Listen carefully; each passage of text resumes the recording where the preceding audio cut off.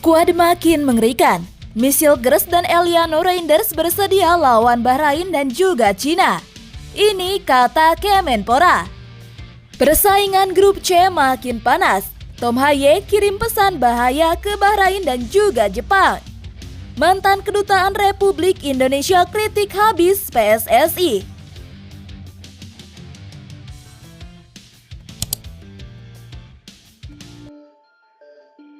Michelle Gers dan Eliano Reinders bersedia lawan Bahrain dan Cina. Ini kata Kemenpora. Ya, timnas Indonesia dipastikan makin garang dengan tambahan 2 pemain naturalisasi baru. 2 pemain naturalisasi yang bakal segera menjadi bagian dari timnas Indonesia, yakni Michelle Gers dan Eliano Reinders. Menteri Pemuda dan Olahraga Dito Aryo Tejo menjelaskan proses perpindahan kewarganegaraan 2 bek Liga Belanda itu menunjukkan progres positif. Michelle Gers dan Eliano Reinders telah bertemu Ketua Umum PSSI Erick Thohir dan skuad timnas Indonesia pada ronde laga-laga internasional ini dengan tujuan utama agar mereka bisa bermain bagi Garuda secepatnya. Keduanya merupakan bek berusia 23 tahun yang memperkuat tim-tim Eredivisie alias kasta utama Liga Belanda. Hilgers berposisi sebagai bek tengah dan memperkuat FC20.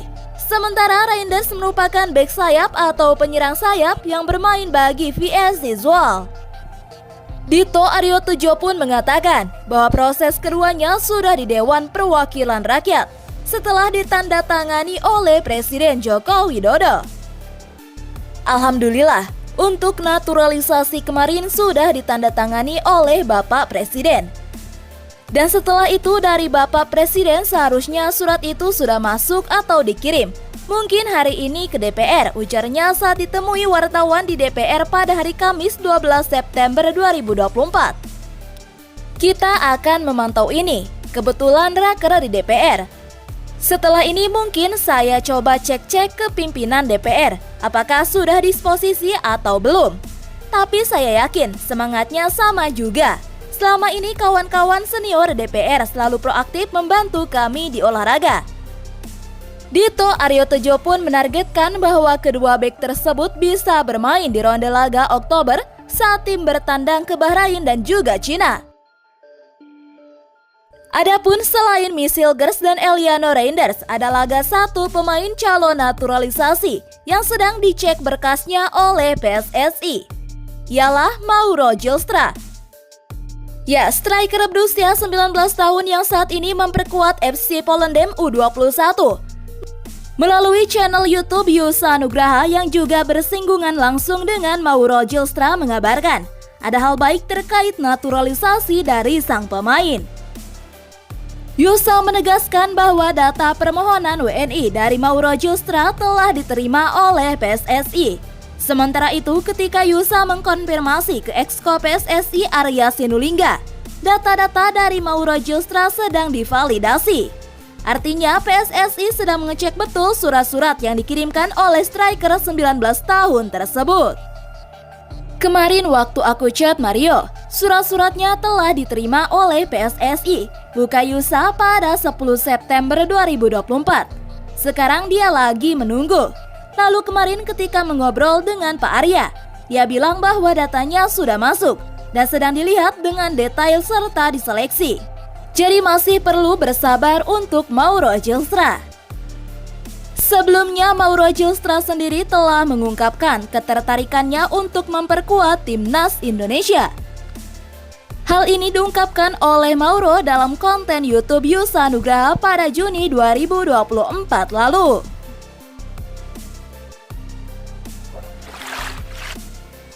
Mantan Duta Besar Republik Indonesia untuk Polandia periode 2014-2019, Peter Gonta, mengkritik langkah PSSI untuk membujuk banyak pemain keturunan yang memperkuat timnas Indonesia.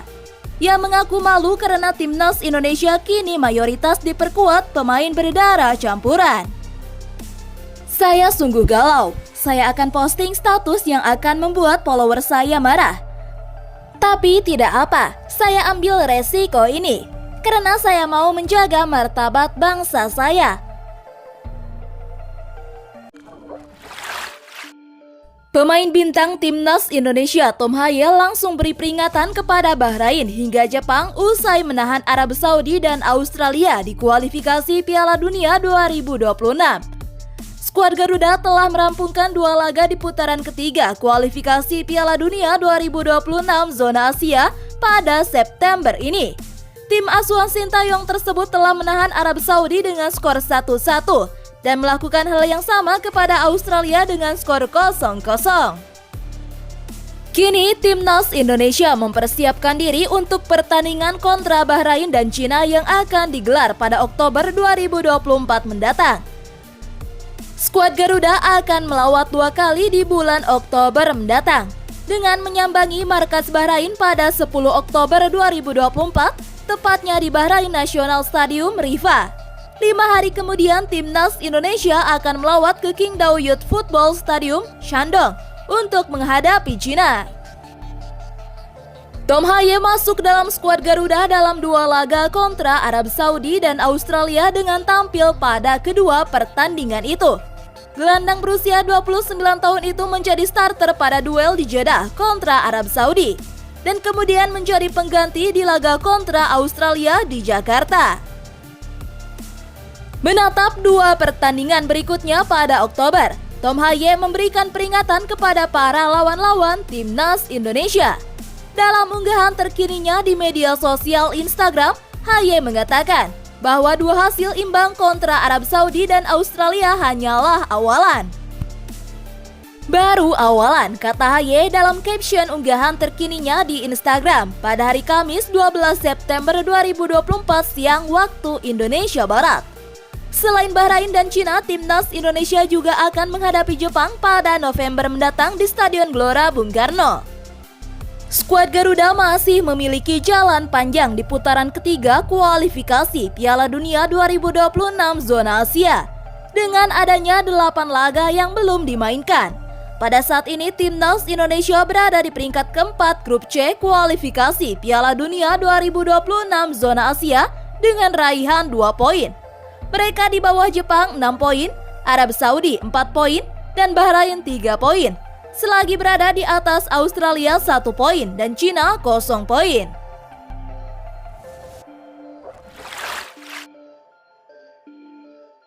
Posisi Branko Ivanovic sebagai pelatih timnas Cina dikatakan berada di dalam ancaman serius. Ya, Cina sejauh ini mengecewakan dalam 2 pertandingan terakhir di putaran ketiga kualifikasi Piala Dunia 2026 zona Asia. Negeri tirai bambu mengalami kekalahan telak 0-7 dari Jepang, diikuti dengan kekalahan 1-2 saat menjamu Arab Saudi. Meski lawan hanya bermain dengan 10 personel sejak menit ke-20 pertandingan. Cina tengah terdampar di posisi buncit klasemen grup C kualifikasi Piala Dunia 2026 tanpa meraih 1 poin pun dengan agregat gol minus 8. Selanjutnya, negeri tirai bambu dijadwalkan menghadapi Australia pada tanggal 10 Oktober 2024 dan Indonesia pada tanggal 15 Oktober 2024. Ronde laga tersebut bisa jadi pertandingan-pertandingan terakhir pelatih asal Kroasia tersebut apabila hasil tak membaik. Dalam menghadapi situasi ini, Ivanovic menyampaikan pembelaan. Dia menekankan bahwa pertandingan melawan Jepang merupakan tantangan yang sulit. Meskipun hasil melawan Arab Saudi juga secara hasil tidak memuaskan, ia merasa penampilan tim mengalami peningkatan. Pertanyaan mengenai pemecatan seharusnya tidak ditunjukkan kepada saya, ucapnya. Seperti dikutip dari bolasport.com. Pelatih berusia 70 tahun itu juga mengakui bahwa grup C dihuni oleh tim-tim yang kuat. Target utama Cina adalah lolos ke putaran keempat dengan meraih posisi ketiga atau keempat.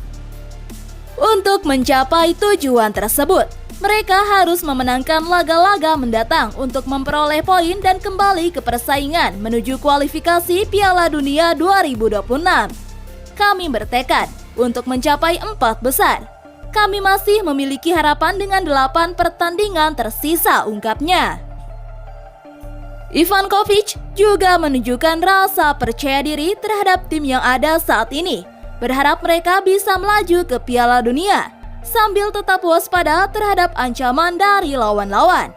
Dia menutup dengan tekad untuk menganalisa lawan dengan cermat dan berusaha mendapatkan hasil yang lebih baik di pertandingan mendatang.